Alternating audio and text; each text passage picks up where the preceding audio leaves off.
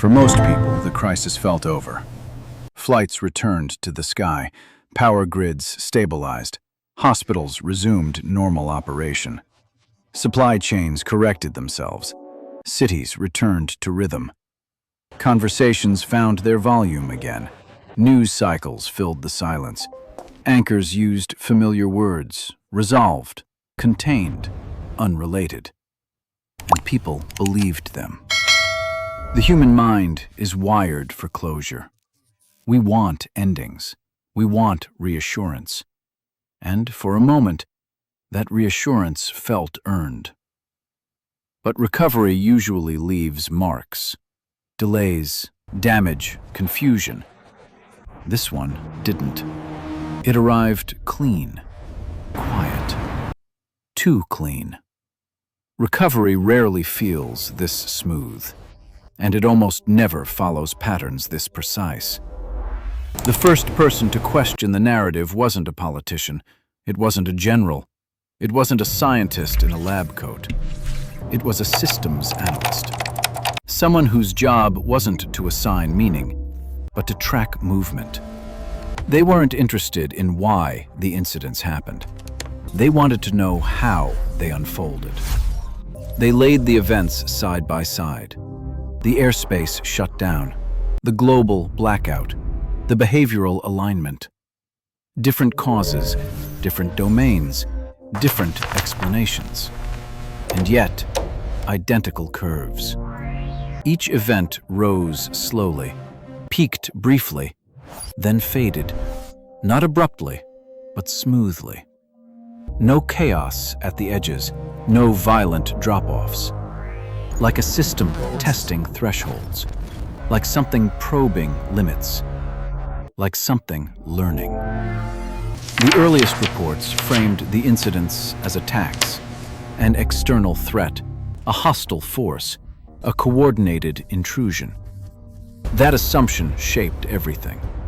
Air defenses were recalibrated, surveillance increased, cybersecurity teams searched endlessly for breaches. Psychological operations units monitored population behavior. Emergency frameworks were prepared. Contingency plans dusted off. But nothing connected. No command structure, no hierarchy, no escalation. Each response waited for an enemy that never arrived. Because there was never an attack. There was only adaptation. Each incident occurred in isolation. The skies were claimed by one organism. The energy grid destabilized by another.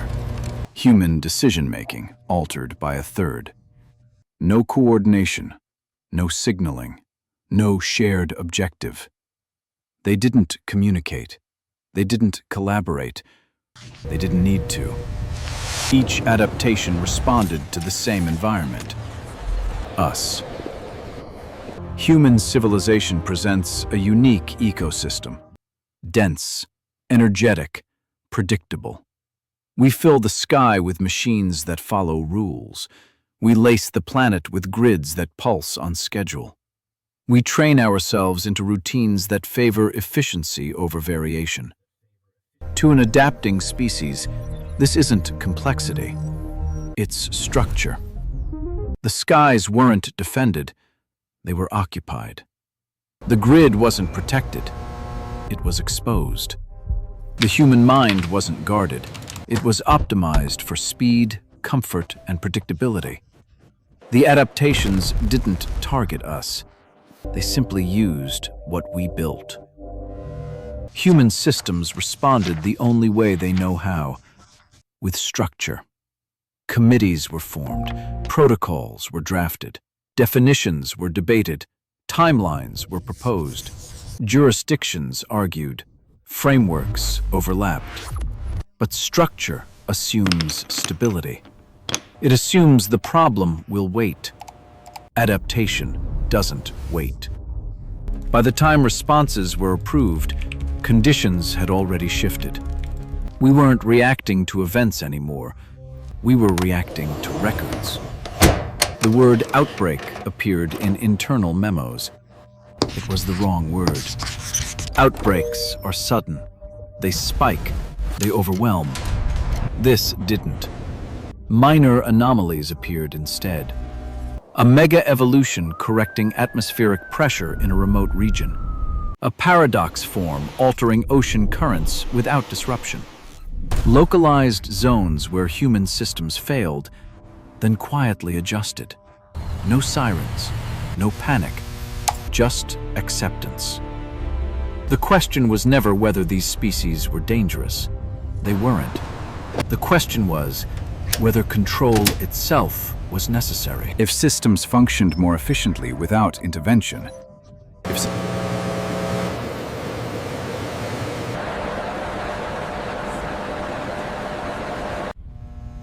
preserving. And who were we preserving it for? There was no final collapse, no last broadcast, no moment history would underline. Just gradual irrelevance. Systems rerouted around human input. Decisions happened without discussion. Adaptation continued. Control didn't fail violently. It faded. And when humanity finally understood what had happened, there was nothing left to reclaim.